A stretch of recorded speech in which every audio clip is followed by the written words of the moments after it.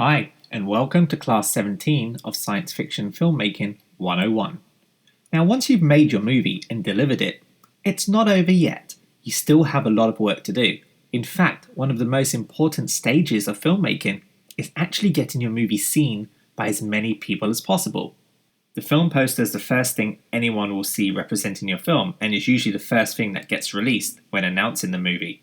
So it needs to attract the audience you're going for, which means it needs to look slick, professional, and inviting, as this will be used for all marketing and promotion of the film, including theatrical posters if it's a theatrical movie, the cover of the Blu-rays, and of course the streaming sites.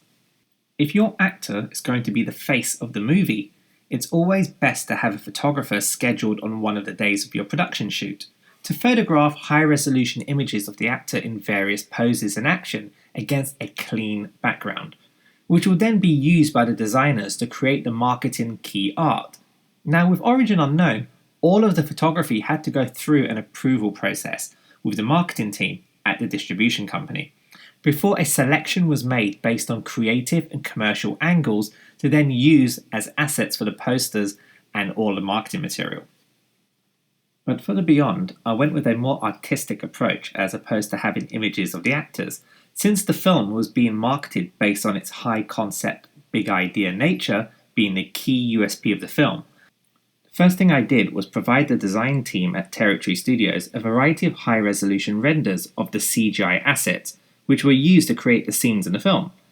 I selected these assets because they represented the film's core theme of interstellar space exploration, whilst also giving it a commercial sci-fi tone to the poster in order to appeal to the mass audience. The final delivery of the posters were then sent out as portrait mode and quad mode, so you should always ensure you have that in your specification to the designers. You also need to ensure that the Photoshop file with all its key layers are also submitted to the distributor, so that localization of the poster can be done for different territories. This one is the Japanese poster, and as you can see, they used exactly the same assets but designed and laid it out differently to target the Japanese audience.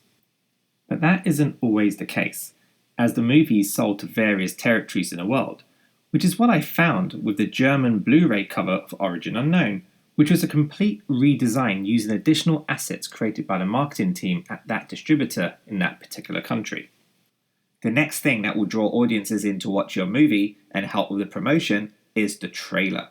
This not only has to engage the audience and get them really excited, but it also has to tell the story within 1.5 to 2 minutes. And you also need to create cut down versions of that trailer, which last between 30 to 45 seconds. To help with that, you add title cards in between key moments of the trailer. It's those title cards which will be the thing that you'll go back and forth quite a lot with the marketing department at the distributor in order to agree and get right from a sales and commercials point of view. And those title cards will contain key buzzwords that will hook the audience. Now, while selecting the right visuals and shots is a key element to making a great trailer, the other element is the sound design and music. If those things work well together, it will definitely leave a lasting impression with the audience and also set the tone of the film. As part of your deliverables for the trailer, you need to ensure you deliver a textless version of the trailer to ensure localization and translation of the text cards can be done for each territory. As part of your marketing deliverables, you need to make a selection of at least 20 to 30 images grabbed at high resolution from the finished movie. This will be used for all PR and marketing of the film, but also streaming sites such as Netflix and Amazon and so on will use those as thumbnails for the film. Those images will also be part of the press pack that contains all the information I will send out to the PR outlets and journalists who are providing media coverage for the film. Lastly, I want to talk about promoting your movie. Now, there's a lot your distributor will be doing to push out the movie in terms of press and PR via their media outreach, but there's also a lot you can do as a filmmaker. For example, on The Beyond, being my debut feature film, I went back to all of the websites that covered my short films in the past, and they love to present stories showcasing the progress of a filmmaker moving from short films to his first feature. And since I already had a fan base with my short films, there was already a demographic ready to be targeted with the press material. Another approach I tend to use for promoting all my projects is cross-promotion with film technology manufacturers that have used their products to make my films.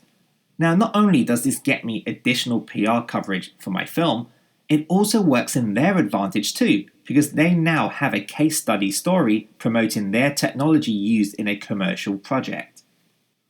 So my point is, today, you as the filmmaker, you actually have so much reach to your audience, and it actually costs nothing but your time and effort to do things like written interviews, writing articles about the making of the film, and actually engaging with the huge science fiction film community online.